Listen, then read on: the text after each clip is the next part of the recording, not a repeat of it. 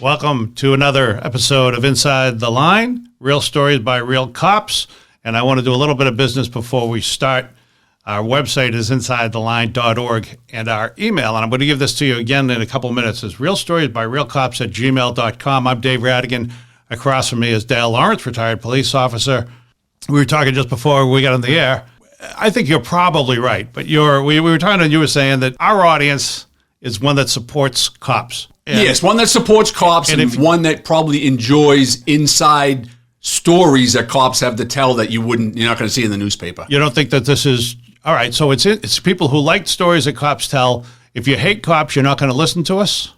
I would think that there are some podcasts out there where we're kind of we question some of the behaviors of cops with deadly force and leadership, things like that. We questioned the NYPD a few weeks ago about their use of police officers to arrest unvaccinated people. Right. So that right there will hit the I don't like cop group out there. But we're more or less primarily focused on people who support cops. But here's the thing: cops. You don't think those people? You think they even tune in for the topic? Last week was Street Smarts. That was a very personal safety. That was very generic, right down the middle. You don't have to like a cop or not like a cop to listen to that because it's self-help, self-protection. Right. Well, I'm thinking you're probably right, but it's also finding it and searching it out and all that. So this is what I'd like from you listeners. First of all, like always, if you like the podcast, please share it. We're trying to build our audience. And we're also I just want to be sure that we're hitting the audience we hit. So here's our Gmail address. It's realstoriesbyrealcops@gmail.com. Let us know, do you like cops, and especially if you hate cops. If you're really like a cop critic, we're interested. Absolutely. We'll put you on the podcast. Yeah. We'll put you on. And if you're via cell phone, though. And if you're a prostitute, we'll definitely put you on. Oh, yeah, we put on prostitutes, drug dealers. I've never seen Dale more interested than when we had the prostitute here. Anyway, so that's that. We're going to talk about the mentally ill today. Well, more or less the homeless. The homeless. Yeah, sorry, homeless. My mistake. Yeah, you're mentally ill, Dave. Yeah, the homeless aren't always mentally ill. That's a good point. Yeah, and that's a good point. I'm glad you said that because I teach at a college. I teach at a community college, and I've had homeless kids. I've had students who are homeless, and they're trying to make their lives better, but they're poor. And I've had students who, I've had runaways. They ran away because they had a bad home situation. I've had people who just probably have emotional issues that push them out of their houses, maybe problems with their parents, and just plain poverty. So we're going to talk about that. But there are two types of homeless. Well, I don't know. We'll get to this. We're going to get into it. The title is The Homeless. Are they your friends or are they your foes? I think from my experience, and we're going to get into it, that they can be on both sides of the continuum. And it's also a thing where they can be you can feel a certain way toward them. Do you want to invite them in your house to take a bath and have dinner? Yeah. I wouldn't recommend that. Well, that's just the homeless that we see so often in the depiction of homeless. You see certain types of home. Well, we'll talk about it as we go on. Let me start with the data. The current data shows the number of homeless people in America you found is approximately 600,000, 580,000.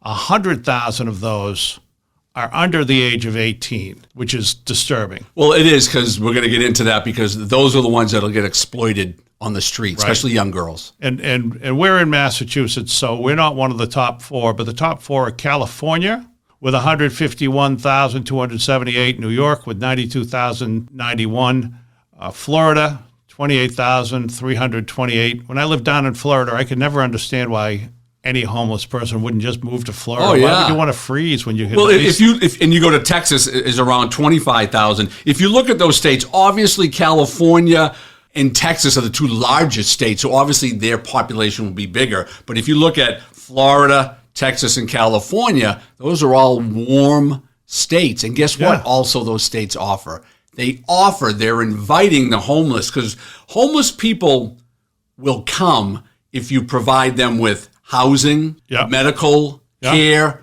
food, and shelter. Services. Absolutely. Yeah, it's so if you don't want them in your community, don't have any services. Well, it's funny because I know people who've dealt with, and I'm sure I'm going to get my terminology wrong here, But I've talked to people over the years who've got kids with special needs, and they say one of the issues with school districts is that your school district has a great special needs program. What happens, parents with special needs programs move into your community so they can take advantage of it for their kids because they're trying to do the best they can for their kids. And now your school system is burdened by more and more and more and more and more. Your budget's going for this. So it's kind of it's a tricky situation. And you're right. I mean, here are these states that do a lot to take care of the homeless.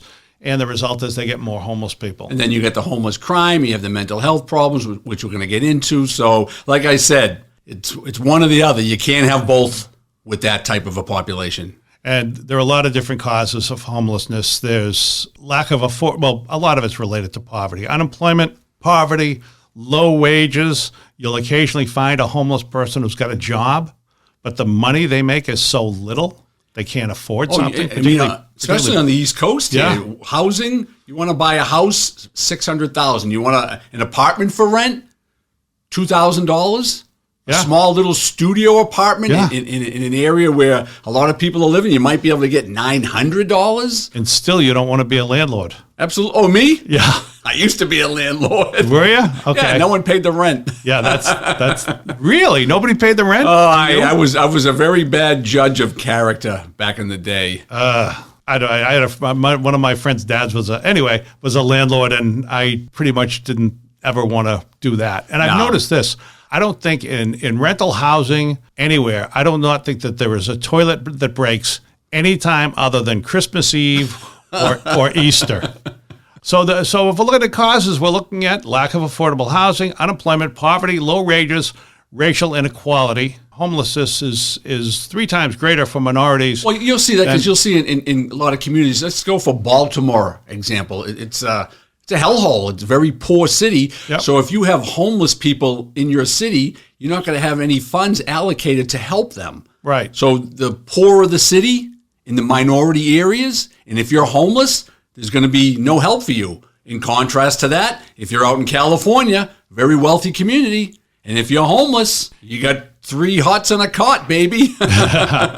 Well, I think that this racial inequality one stand out to me because is it causal? You're in a minority race, or is it what's the word? What's the word? Coincidental. Yeah, that's a whole debate that most people. I think people who listen to our podcast aren't really concerned about that. They don't care about that. All right, no, fine. I mean if you're homeless, you're homeless, regardless of what race you are. But all of these are poverty. Absolutely. What about mental illness? Well, mental illness, at any given time, more so often in the summer months, we'll have 15 to 20 homeless people wandering the streets, living at the beaches or living in the cemetery. And I would say at least 2/3 of them, 12 to 15 of them, had some degree of mental illness. Yeah. Whether they be PTSD as a veteran, homeless veteran, whether they just be someone who was released from a mental institution, spent many years there, and they were transitioned out into the street, out into a program, and a lot of them are homeless out there, and they're not taking their medication. They are taking their medication.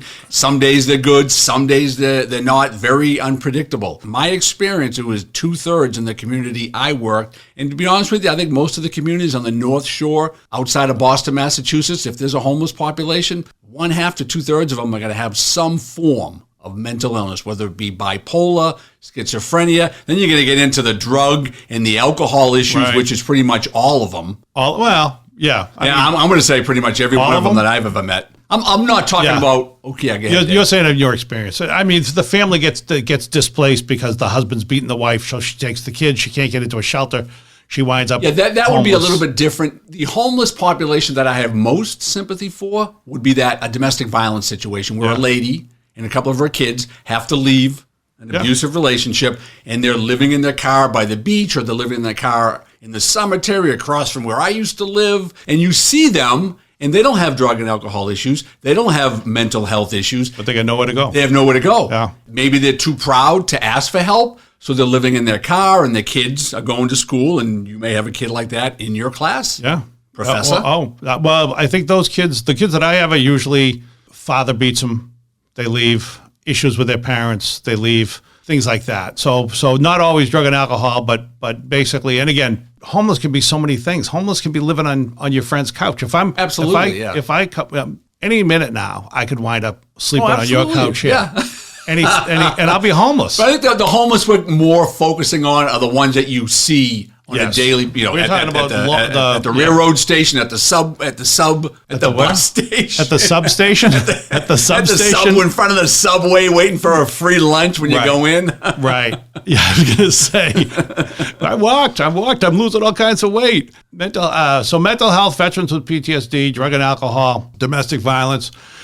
Sometimes with the mental health comes the social isolation. Yeah, I mean, I think people are a little mistaken that someone's homeless, get them a job, get them a place to live, put them in a group setting, and they'll thrive. But I think a lot of the homeless people out there lack the ability to kind of communicate in that setting. They're very hypersensitive to certain things, and a lot of the activity, emotional activity, mental activity of dealing in a group setting, they don't like it. So you see a lot of homeless people will self-isolate because that's what their mental illness has done to them. Right. So they won't fit in a group home. They will leave group homes. I've seen many homeless people who got services from social service agencies or mental health agencies. They tried to put them in homes. They might have lasted a week or two. They took their medication. They looked like they cleaned up. They just couldn't handle it. They had problems. They were acting out. They were violent. And then 2 weeks later, you see them sleeping down the beach. Yeah. And they don't want any help. Do they not want any help, or is it that their demons won't let them? Well, it's probably but you're dealing with their demons. I think for the majority, and maybe I'm wrong, but I think the majority, when we talk about friends or foe,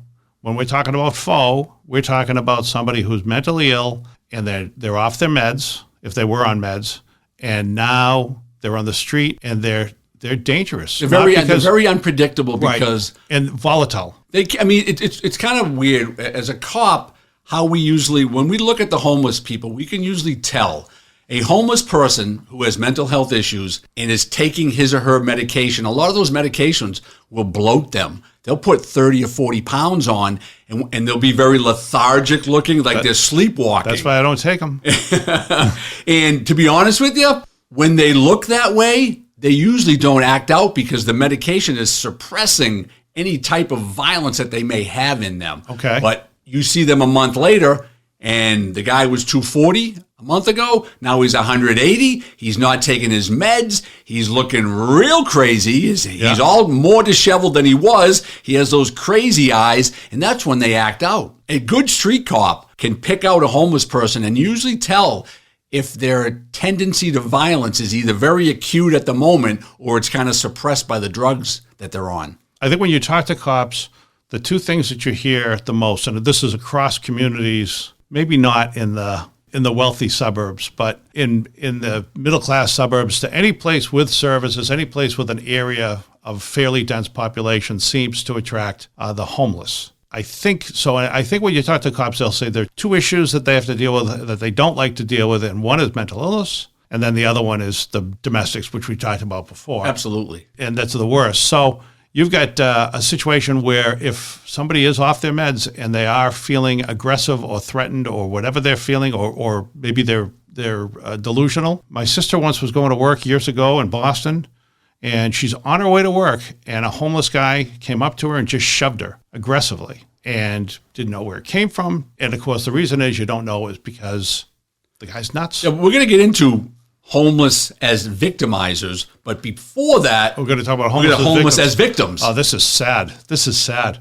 And we'll start with kids. If I'm a kid on the street, whether I'm leaving an abusive relationship, my mother's abusing, my father's abusing me, or whatever the situation is, so they run away and they go on the street. Now, do they stay in their community? If there was a homeless kid in the North Shore of Boston, a lot of them will go into the Boston area, the Cambridge, Massachusetts area, Harvard Square area. You see a large amount of homeless kids there, and they're just kind of hanging out all day.